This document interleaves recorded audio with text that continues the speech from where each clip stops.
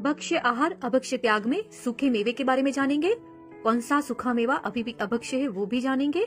सूखे मेवे का काल क्या होता है वो भी जानेंगे, तो पूरा वीडियो जरूर से देखिएगा। काजू, बादाम, अखरोट, पिस्ता, जर्दालू यानी खुबानी, किशमिश, खजूर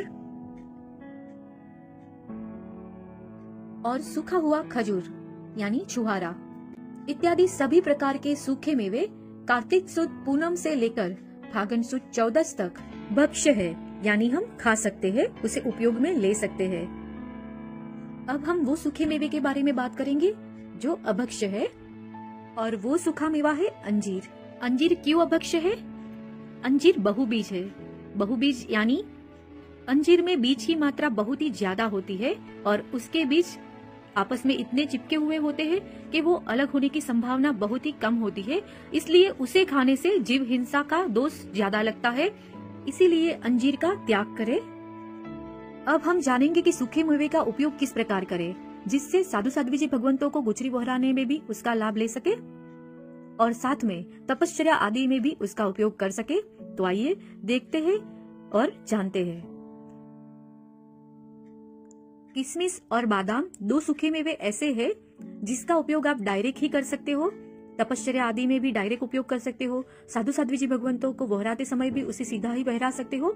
उसके लिए आपको कोई अलग से मेहनत नहीं करनी होती है। पर काजू को आप सीधा नहीं बहरा सकते। काजू को हमेशा बीच में से उसके दो भाग कर ही आप उसका उपयोग कर सकते हो। इस प्रकार आसानी से हाथों से भी दो भाग हो जाते हैं। आप चाहो तो चाकू की मदद से भी आसानी से दो भाग कर सकते हो।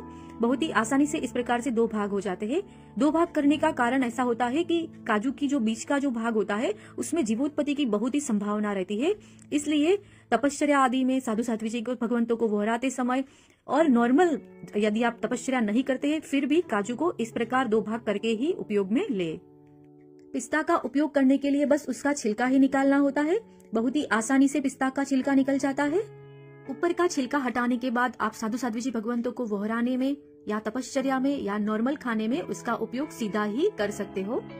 अब हम बात करेंगे अखरोट के बारे में। अखरोट का उपयोग भी ऊपर का छिलका निकालने के बाद पिस्ता की तरह ही कर सकते हैं। अब यहाँ पर प्रश्न होता है कि उसका उपयोग कब करना है, उसके लिए क्या हमें 48 मिनट वेट करनी है? तो जी नहीं। काजू जिसके दो भाग करने के बाद, पिस्ता जिसे छिलके में से निकालने के बाद, अखरोट जिसे छिलके में से निकालने के बाद उसका उपयोग हम तुरंत ही कर सकते हैं। उसके लिए कोई काल मर्यादा नहीं है। आप बस छिलका निकाल दे, उसके बाद तुरंत ही यह चीजों का उपयोग कर सकते हो। साधु साध्वी जी भगवंतों को बहरा भी सकते हो और तपश्चर्या आदि में भी कर सकते हो।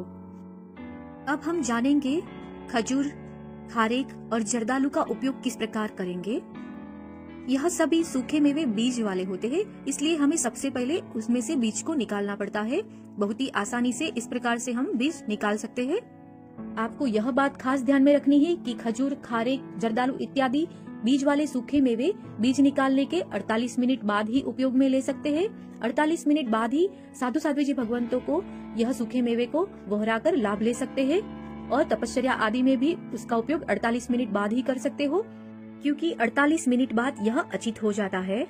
और साथ में मैं आपको बता दूं कि जिनके घर में साधु या साध्वी जी भगवंत गोचरी बहरने के लिए पधारते होंगे उनको तो पता ही होगा कि किस प्रकार हमें बहराना है, पर जिनको नहीं पता होता है उनको मैं बता दूं कि बीजों को हमेशा दूर रखे। बीज क्योंकि सचित होते हैं और साधु साध्वी जी भगवंतों को हम सचित को छूकर नहीं बहरा सकते हैं, इसलिए बीज को निकालने के बाद अलग रखे और बहुमान पूर्वक, अहोभाव पूर्वक लाभ ले। तपश्चर्या आदि में इसी प्रकार से उपयोग में ले।